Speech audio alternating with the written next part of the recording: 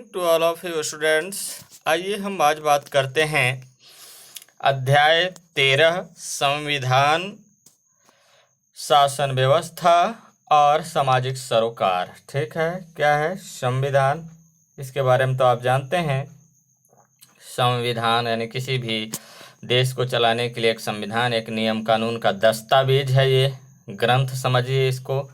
शासन, ठीक है, व्यवस्था यानी किसी भी शासन को चलाने के लिए यानी गवर्नमेंट को चलाने के लिए एक व्यवस्था होता है, सिस्टम होता है, किस व्यवस्था के तहत चलाया जाए। ठीक है।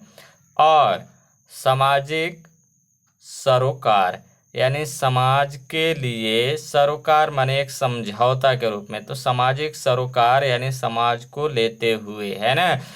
ये जो सरकार है बेसिकली समाज के एक समझौता समझिए, क्योंकि समाज ने यानी जनता ने ही शासन को बनाता है, यानी व्यवस्था देता है कि भाई आप जाइए, है ना, ये नामक व्यक्ति को चुन करके भेज देते हैं और उस शासन व्यवस्था पर काम करेगा। लेकिन वो व्यवस्था कहाँ से मिलेगा? ये देखिए, सबसे बहुत बड़ा सा उनका बुक है, कहा जाए किताब है। आपको पढ़ने के लिए किताब मिलता है ना, तो ठीक उसी प्रकार संविधान एक व्यवस्था प्रोवाइड करता है कि देखो, आए तो हो आप चुन करके जनता से, लेकिन आपको ऐसे ऐसे काम करना है, ये इसमें नियम लिखा हुआ रहता है। ठीक है।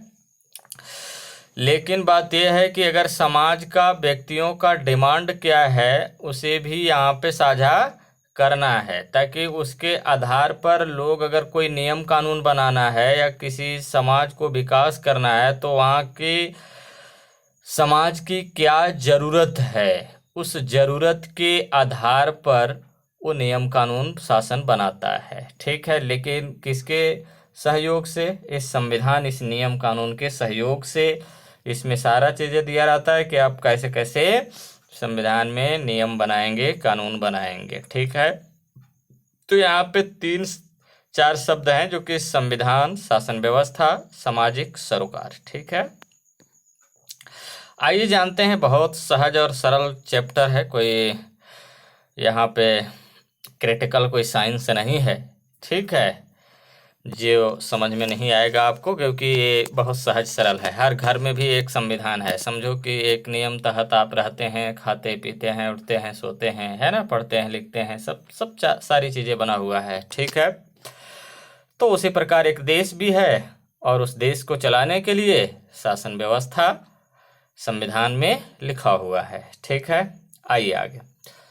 हमने पिछला अध्याय में देखा कि भारतीय संविधान के निर्माण की प्रक्रिया, कैसे भारत का संविधान को निर्माण किया गया। आपने देखा कि वहाँ पे प्रतिनिधि यानी जनता का प्रतिनिधि द्वारा, क्योंकि सभी जनता को उस संविधान सभा में बैठा पाना और सभी को बुला करके और सभी के बातों को सुन करके बहस कर पाना बड़ा मुश्किल था, इसलिए प्रतिनिधि के माध्यम से ये कार्य किया गया। बेसिकली इसलिए ऐसा हुआ क्योंकि देखिए, अगर चुनाव होता और एक एक करके सभी जो है जनता से ये सारी चीज़ें राय ली जाती, तो बहुत ज़्यादा समय लगता है। इस वजह से, क्योंकि वहाँ का जो प्रतिनिधि है, जिस जनता के संपर्क में रहता है, जो नेता है, वो जनता की बहुत सारी चीज़ें जो है जान रहा है, क्या उनकी अपेक्षाएं हैं, क्या समस्याएं हैं, उसके आधार पर वहाँ पे वो बात रखेगा,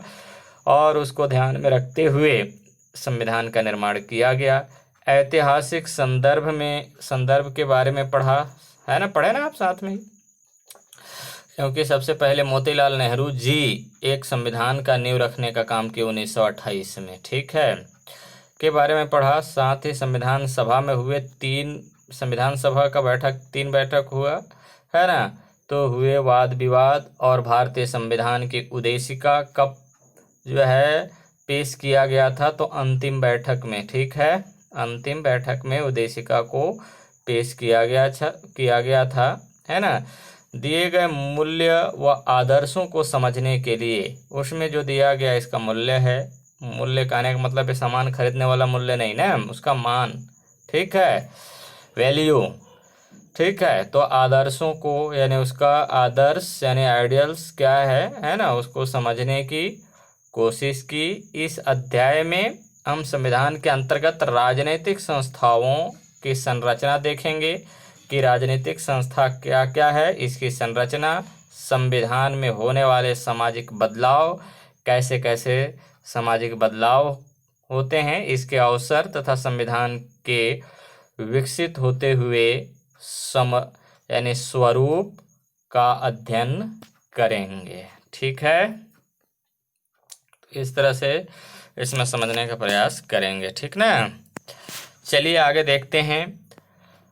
संविधान में राजनीतिक संस्थाओं की संरचना कैसे होता है, इसकी संरचना क्या बोल रहा है कि संविधान में राजनीतिक संस्था जो हमारे नेता लोग आएंगे उसके लिए कौन कौन सी ऐसी संस्था बनाया जाए ताकि उसके माध्यम से वो काम कर पाए उस संस्था में। जैसे मान लीजिए बच्चे अब स्कूल जाने के लिए आए तो भाई पहले तो हमको संस्था बनाना पड़ेगा ना कि स्कूल, इस फलना स्कूल में जाना है पढ़ने, कि ऐसे ही जा कर के जंगल में बैठा के पढ़ा दिया जाएगा पेड़ के नीचे। हाँ देखिए, पहले ये सारी चीज़ें जो है पेड़ के नीचे ही पढ़ाया जाता था ऋषि मुनियों के काल में। और अगर आप बात करें आपके घर में अगर पापा पढ़े होंगे है ना, या चाचा पढ़े होंगे, तो क्या था कि स्कूल पहले घरों में लगा करता था ऐसे ही, और अगर जगह नहीं होता तो पेड़ के नीचे ऐसे ही पढ़ा देते थे गुरुजी लोग। ठीक है, तो ऐसा हुआ है, ऐसा कोई बात नहीं है। जब हम लोग पढ़ रहे थे तो शायद हम लोग क्लास 10th में जब थे तो इतनी ज़्यादा संख्या हुआ करता था, बच्चे स्कूल में आते ही नहीं थे। 4-4 सेक्शन बना हुआ था, तो 2 सेक्शन को बाहर महुआ के पेड़ के नीचे पढ़ना पड़ता था बैठ करके, और 2 सेक्शन जो है स्कूल में बैठते थे। जब बारिश होता तो बस छुट्टी होता, क्योंकि जगह तो है नहीं कि पढ़ोगे बैठ करके। तो रही बात ये कि 2 सेक्शन अंदर रहते थे, एक माह हम लोग बाहर बैठ के पढ़ते थे, तो दूसरे माह हम लोग जो है अंदर बैठ के पढ़ते थे। ऐसा चलता था टर्म। क्यों ऐसा होता था? क्योंकि वो जो है संस्था का छोटा होना, तो उस संस्था को बढ़ाया गया ताकि उसमें बच्चे आने लगे। तो ठीक उसी प्रकार हमारे यहाँ जो संसद हैं, सांसद जाते हैं सब, लोकसभा, राज्यसभा, और अगर बात करूं मैं राज्य के लिए विधानसभा के संसद यानी सदस्य जितने भी जाते हैं, तो ये सब को बैठने के लिए, वहाँ पे बात विचार बहस करने के लिए, मुद्दा उठाने के लिए, तो भाई कोई एक संरचना संस्था होना चाहिए ना, तभी तो वहाँ पे बैठा जाएगा। तो वही सब संरचना के बारे में हम आज जानेंगे। आइए देखते हैं क्या बात इसमें है। पहला है शक्ति का विकेंद्रीकरण। अब शक्ति, पहले तो इस पावर के बारे में हम जाने कि ये शक्ति क्या होता है। जैसे मान लीजिए संविधान ने या जनता ने जो शक्ति उस नेता के बारे में दिया है, या संविधान ने उस शासन व्यवस्था को चलाने के लिए जो शक्ति दिया है, जो प्रोवाइड किया है, ठीक है, वो उसके बाद बोल रहा है कि इसका विकेंद्रीकरण। विकेंद्रीकरण कहने का मतलब यहाँ पे एग्जाम्पल से आप समझिए कि एक राजा के हाथ में पहले शासन सत्ता होता था। राजा जैसे कह रहा है वैसे पूरे प्रजा को करना पड़ता था। राजा बोलता कि प्रजा दिन भर जो है पत्थर ढोए तो पत्थर ढोता रहेगा। ठीक है, इस तरह से कोई अधिकार नहीं हुआ करता था, किसी प्रकार का कोई मानव का जो है कोई अधिकार नहीं, कोई जो है मान सम्मान नहीं, उसका जीवन का कोई गरिमा का ध्यान ही नहीं रखा जाता था। ये देखिए सेंट्रलाइज हुआ कि एक ही व्यक्ति के हाथ में सत्ता है, तो वो क्या कहलाएगा? केंद्रीकरण कहलाएगा। क्या कहलाएगा? केंद्रीकरण कहलाएगा। लेकिन जब इसी शासन सत्ता को हम विकेंद्रीकरण कर देते हैं, जैसे मान लीजिए एक ये देश है, अब यहाँ से हम समझते हैं एक देश है, इस देश में कई छोटे छोटे राज्य हैं। अब इस राज्य में कुछ सत्ता उस राज्य के सरकार के पास दे देते हैं, और ये राज्य जो है कुछ सत्ता जो है जिला के लोगों के पास दे देता है, और जिला कुछ सत्ता जो है गांव के लोगों यानी ग्राम पंचायत के पास होता है, कुछ सत्ता जिला पंचायत के पास होता है, या जनपद पंचायत के पास, फिर जिला पंचायत के पास उसके बाद राज्य के पास। तो इस तरह से सत्ता का विकेंद्रीकरण कर देना, यानी एक केंद्र में ना होकर के, किसी एक व्यक्ति के हाथ में ना होकर के, ये जो है इस सत्ता का बिल्कुल बांट देना, बंटवारा कर देना, इस तरह से होता है। ठीक है, तो हमारे भारत में अगर मैं बात करूं तो सत्ता का जो है स्तर कितने हैं, तो 3 स्तर हैं। एक तो आपका जो है केंद्र, क्या है, पहला होगा केंद्र सरकार के पास, फिर राज्य सरकार के पास, फिर पंचायत लेवल पर। 3 स्तर पर बांटा गया है। ठीक है, कितने स्तर पर?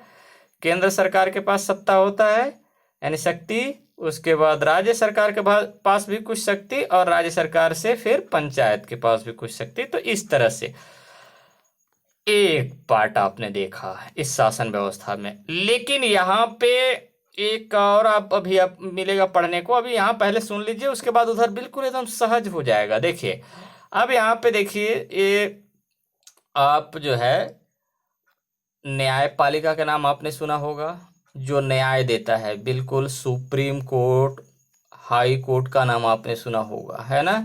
न्यायपालिका होगा, एक होगा कार्यपालिका, एक होगा विधायिका। विधायिका क्या करेगा? कानून बनाने का काम करेगा। जब विधायिका कानून बना दिया तो कार्यपालिका क्या करेगा? उस कानून को लागू करेगा। ठीक है, अगर उस कानून में किसी प्रकार का अगर कोई गड़बड़ी है तो न्यायपालिका क्या करेगा? उस पर देखेगा, उसे जो है निर्देश देगा कि नहीं, ये कानून आपका गलत है, तो ये लोग फिर उसको सुधार करेंगे, अन्यथा सही है तो ये कह देगा राइट है, आप इसे लागू कर सकते हैं। तो आपने देखा तीनों के पास अलग अलग शक्ति है। न्यायपालिका न्याय देने का, कार्यपालिका उसे जो है क्या करने का, लागू करने का काम करेगा, और विधायिका क्या करेगा? उसमें कानून बनाने का काम करेगा। ठीक है, इस तरीके से। अब देखिए, आपको आगे हम बताते हैं, आपको एकदम बिल्कुल सहज तरीके से सारा चीजें समझ में आ जाएगा। ठीक है, देखिए, जब सत्ता का विकेंद्रीकरण होता है तो वह आम लोगों की पहुंच से दूर, बिल्कुल सच बात है कि आम जनता के लोगों से क्या होता है, बिल्कुल दूर हो जाता है, और उनकी जरूरतों व आकांक्षाओं को प्राथमिकता नहीं मिल पाती है।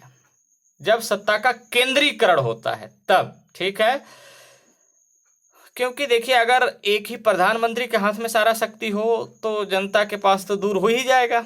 लेकिन देखिए आगे क्या बात है। वास्तव में लोकतंत्र को मजबूत करने के लिए जरूरी है कि सत्ता का विकेंद्रीकरण हो। सत्ता का क्या हो? विकेंद्रीकरण हो, और मोहल्ला, पारा जानते हो ना, ग्राम, शहर, जनपद, जिला और राज्य स्तर पर लोगों द्वारा चुने गए ढांचे और उनके पास निर्णय लेने के अधिकार हों। गांधी जी के स्वराज की कल्पना में अधिकतम अधिकार ग्राम पंचायतों को दिया जाना था। गांधी जी का विचार था कि अधिक से अधिक जो है इसका सत्ता का अधिकार किसके पास होगा? ग्राम पंचायतों के पास होगा। बट ऐसा नहीं हो पाया।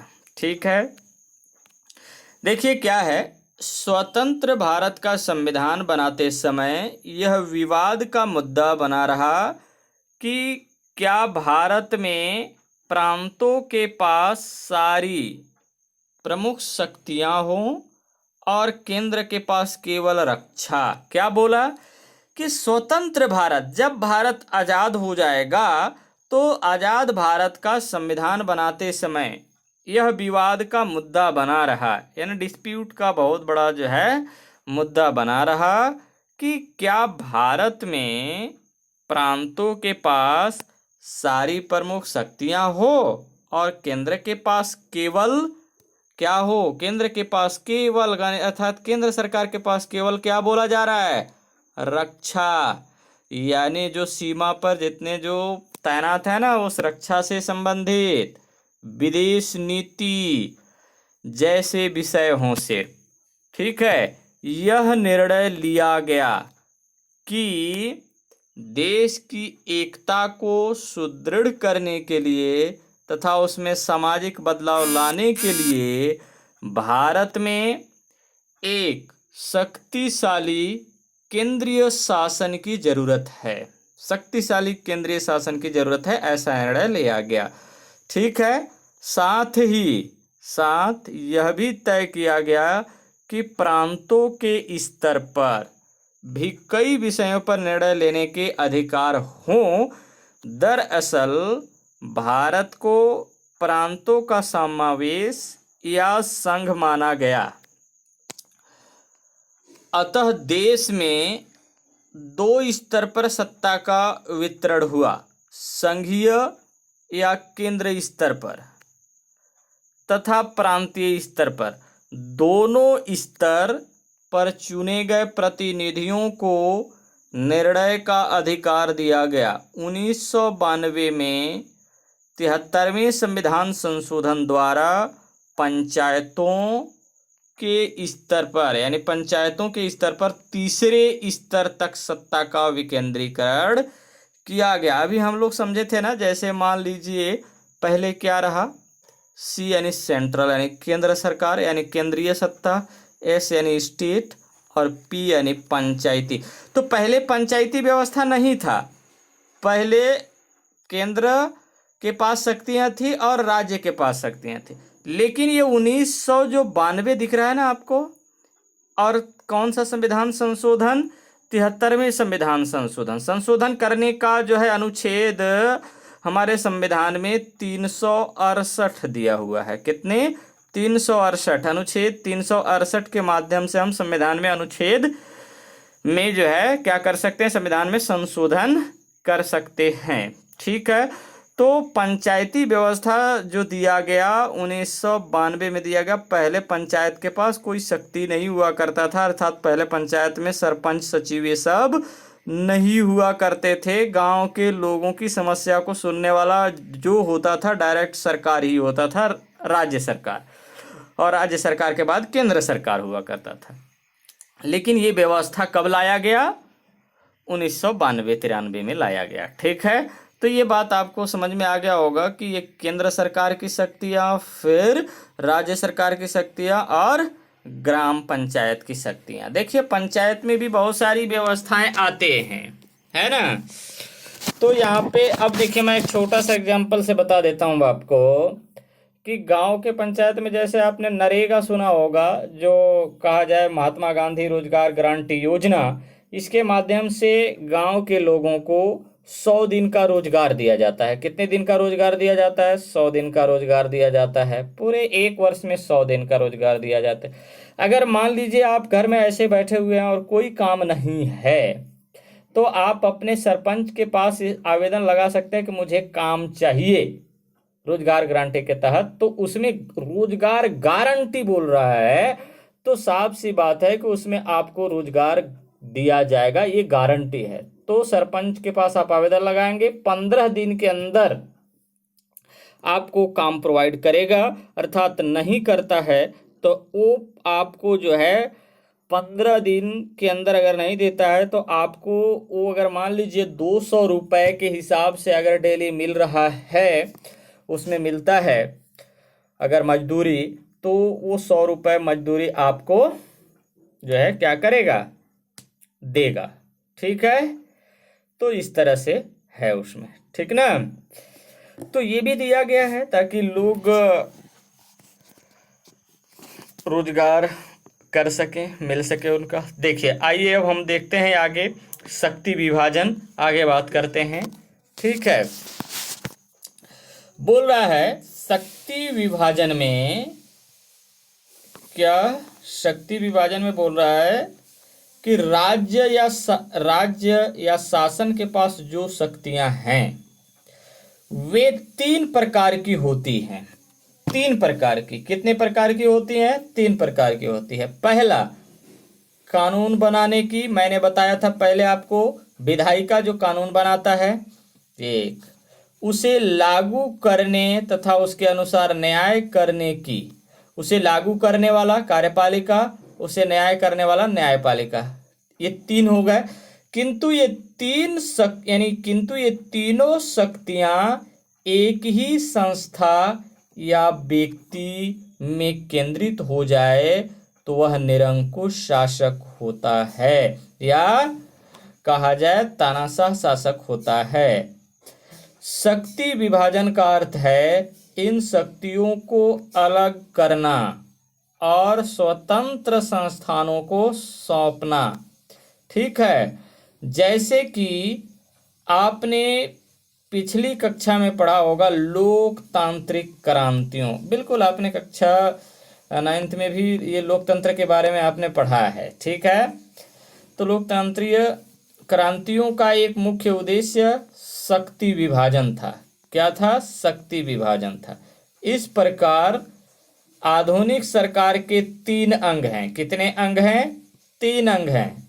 कौन कौन सा? विधायिका, जो कानून व नीतियां बनाती है। जैसे मान लीजिए, मैं एक छोटा सा एग्जांपल लेता हूं कि अगर एक कानून बनाते हैं हम लोग, है ना, जो चोरी करता है, ठीक है, जो चोरी करता है उसे 5 साल का जेल होगा। कितने साल का? 5 साल का जेल होगा और 5,000 रुपए का जुर्माना भी साथ में, दोनों चीज होगा। तो एक कानून बन करके तैयार हो गया। अब ये कानून बनेगा कैसे? कानून तो बन करके तैयार हो गया, बोल दिया गया, लेकिन ये कानून बनेगा कैसे, ये भी तो जानने की जरूरत है। तो आइए हम लोग थोड़ा सा पहले इसको जानने का प्रयास करते हैं कि ये कानून बनेगा कैसे। ठीक है बच्चों, तो देखिए कैसे बनेगा ना। यहाँ पे देखिए, सबसे टॉप में रहते हैं प्रेसिडेंट अर्थात राष्ट्रपति। फिर इसके नीचे आप देखेंगे, सुने भी होंगे, लोकसभा और राज्यसभा होता है। क्या होता है?